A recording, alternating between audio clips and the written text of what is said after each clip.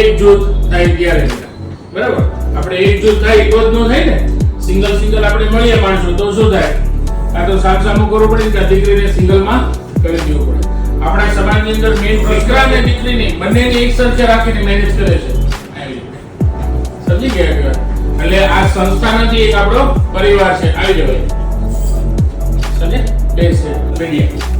Main તો આપણું social media.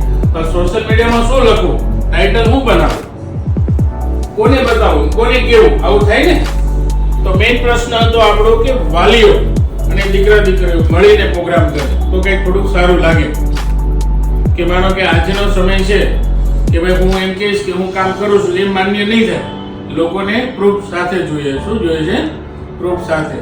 Proof એટલે શું કે રિયલમાં 8 દિવસે એક ફેરવું અમારે જોડ થાય છે અને આવી રીતે થાય છે. પણ આપણી સંસ્થા તો 8 દિવસ કરે છે. કેટલા દિવસ? 8 દિવસ સતત જોડ ચાલુ હોય છે. બરાબર? પ્રયત્ન કરે. સમજી ગયા?